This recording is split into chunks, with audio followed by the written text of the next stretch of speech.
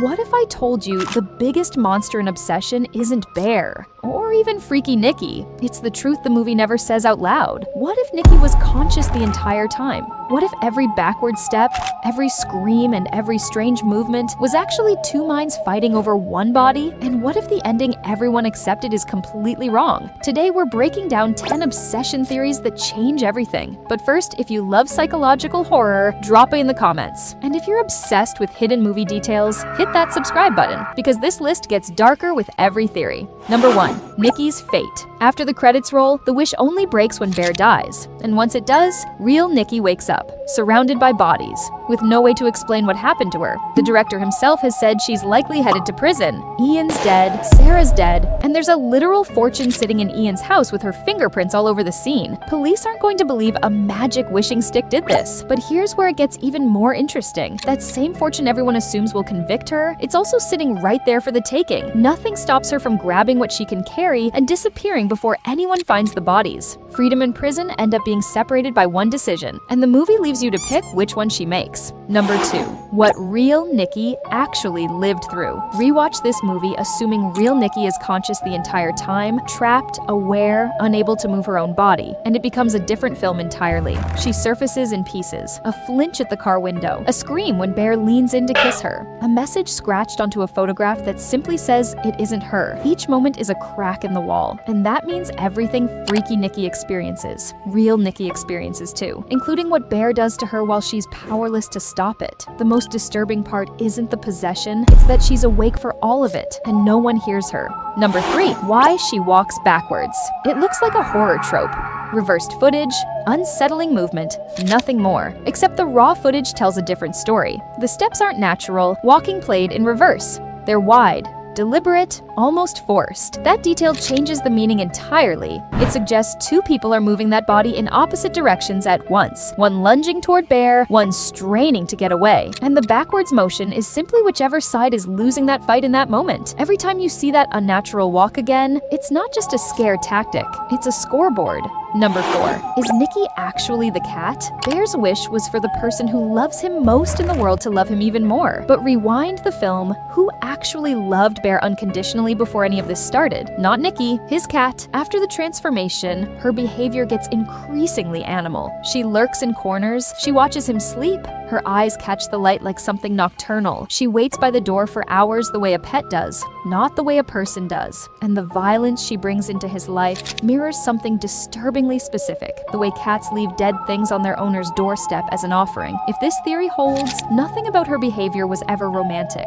It was devotion, just filtered through the wrong species entirely. Number 5. The Easter egg hiding in Nikki's Instagram. Blink and you'll miss this one. Early in the film, Bear scrolls through a fabricated Instagram profile built specifically for Nikki's character, and buried in the likes on her photos is a name genre-savvy fans will recognize instantly. The actor who plays Ian. That's not a coincidence a random prop team stumbles into. Someone deliberately typed that name into a fake profile, which means it's a wink specifically aimed at longtime fans of the filmmaker's earlier work, long before this movie existed. It's the kind of detail that rewards people who followed this director's career from the very beginning. Number 6. Where the nickname actually came from. Something about being called Freaky Nikki clearly wounds her, which means it's not a harmless joke, it's old. Night, Freaky Nikki. Personal, possibly something from a cruel adolescent rumor that Nikki never fully buried. There's a written passage late in the film, dark, sexual, clumsy, that's been debated by everyone who's seen this movie. Is that the cursed version of Nikki failing to write something seductive? Or is it something real Nikki actually wrote years ago, in private, and someone found it? If it's the second option, the nickname isn't just teasing, it's someone weaponizing her most vulnerable secret. Number 7. How long Bear was actually obsessed. The opening scene plays this off as a long, simmering, years-old crush, but Bear's search history tells a completely different timeline. 2 months ago, grief. His grandmother's death, searches about nursing homes, medication. 7 days ago, an abrupt pivot. how to flirt, how to know when you've been friend-zoned. That's not a slow burn romance finally reaching its breaking point. That's a grieving man deciding almost overnight that one kind coworker is the solution to his entire collapsing life, despite barely knowing her at all. Number 8.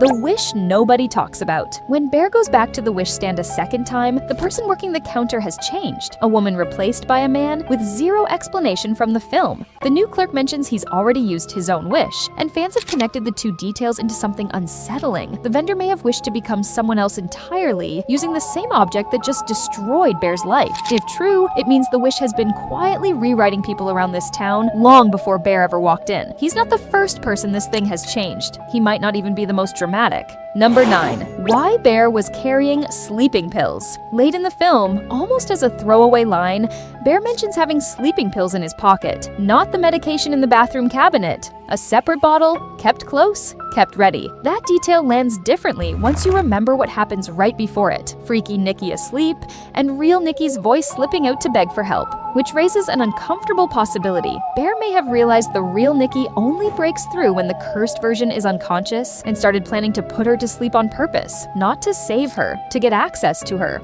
Number 10. Who's actually on the other end of that phone call? The customer service line for the wish shouldn't work the way it does. The operator already knows about Nikki. He already knows about the curse, and somehow he can put Bear directly through to the real Nikki, despite her being trapped inside another version of herself. One fan theory ties this back to the company name printed on the box itself, a name some longtime viewers connect to the director's early work. Long before this film existed, planted as a quiet piece of world building. But the stranger implication is what it means for the ending. If that operator isn't routing phone calls, but routing between realities, pulling Nikki's voice from somewhere else entirely, then the wish was never just granting requests. It was tearing holes between versions of the same life, and nobody in this story ever fully closes them back up.